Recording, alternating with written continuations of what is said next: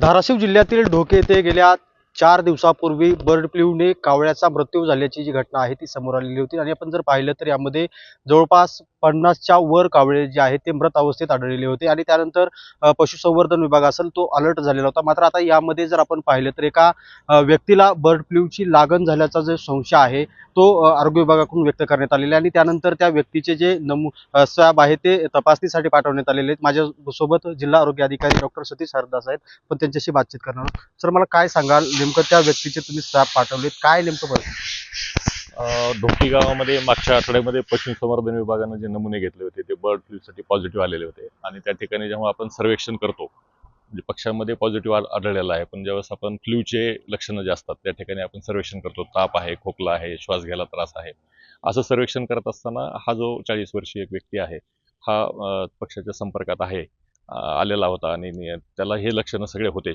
म्हणजे श्वसनाचे सगळे आणि ताप वगैरे. त्याच्यामुळे तो काही खाजगी रुग्णालयामध्ये उपचार घेत होता. त्याला आपण संशयित म्हणून त्याचे जे नमुने आहेत, त्याचे जे थ्रोट स्वॅब आहे, घशातला नमुना आहे, तो आपण NIV पुण्याला तपासणीसाठी पाठवलेला आहे.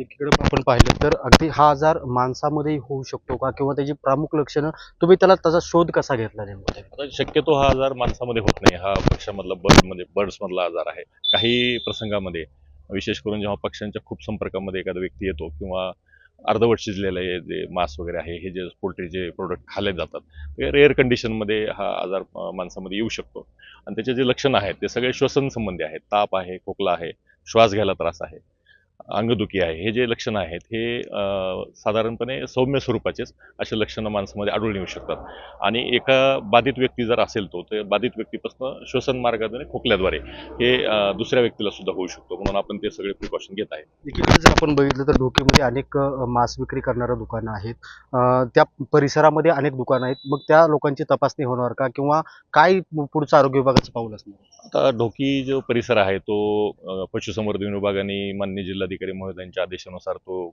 झोन जो करतो आपण तो त्यांनी ऑलरेडी डिक्लेअर केलेला आहे आणि त्या झोनमधले जे काही व्यक्ती आहेत ज्यांना जर असे काही प्रकारचे लक्षणं असतील तर आरोग्य विभागाचे जे ढोकीचं प्राथमिक आरोग्य केंद्र आहे ते त्या ठिकाणी तपासणी करत आहे. ते असतील, त्यांचे कुटुंबीय असतील, मग ज्यांना कुणाला संशय आहे किंवा त्यांना काही लक्षणं आढळून येतील त्यांची सगळ्यांची आरोग्य तपासणी जी आहे ते ढोकीचं प्राथमिक आरोग्य केंद्र करत आहे. पशुसंवर्धन विभागाच्या आणि आरोग्य विभागाच्या वरिष्ठ अधिकाऱ्यांनी जाऊन त्या ठिकाणी पूर्ण प्लॅनिंग करून दिलेली आहे आणि जे काही नमुने घेण्यासाठी आवश्यक जे साहित्य आहे ते सर्व उपलब्ध करून दिलेलं आहे.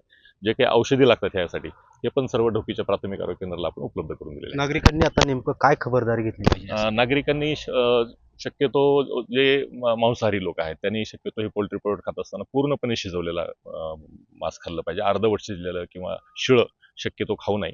त्यानंतर हे जे पक्षी आहे त्याच्यापासून जास्तीचा संपर्क येणार नाही अशा पद्धतीने काळजी नागरिकांनी घेणं आवश्यक आहे. याच्यामध्ये घाबरण्यासारखं काही नाही, फक्त काही जे आपण जनरल गोष्टी सांभाळतो म्हणजे खोकत असताना रुमाल वापरणे किंवा मास्क वापरणे लक्षण असल्यानंतर, थोडंसं सोशल डिस्टन्सिंग ठेवणे, हे जे नेहमीचे आपण नियम कोविडमध्ये शिकलो हे जरी सगळ्यांनी पाळले, हात स्वच्छ धुणे, हे सगळ्या गोष्टी जर सांभाळल्या तर ह्याच्यामध्ये निश्चितपणे कुठला त्रास कोणाला होणार नाही. एकीकडे आता या संशयित जे तुम्ही म्हणताय त्याचा जे तुम्ही अहवाल पाठवलेला आहे, नमुने पाठवलेले, त्याचा अहवाल कधीपर्यंत येईल आणि काय नेमकं? साधारण 4 ते 5 दिवसामध्ये नॅशनल इन्स्टिट्यूट ऑफ व्हायरॉलॉजी पुणेकडून अहवाल आपल्याला अपेक्षित आहे आणि त्यानंतर समजा जर त्याच्यात जर काही रिपोर्ट येईल त्यानंतर आपलं पुढील ॲक्शन जे आहे ते ठरणार आहे. त्याच्यामध्ये अहवाल आल्यानंतरच आपण बोलू शकतो.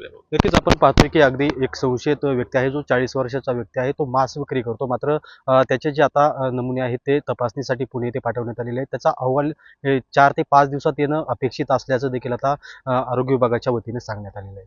बालाजी सुरवसे, साम TV, धाराशिव. देश विदेशातील प्रत्येक घडामोडींचे लाईव्ह अपडेट मिळवण्यासाठी आता साम टीव्हीच्या सर्व सोशल मीडिया प्लॅटफॉर्मला लाईक, फॉलो आणि सबस्क्राईब करा. तसंच सर्व नोटिफिकेशनसाठी बेल आयकॉन प्रेस करायला विसरू नका.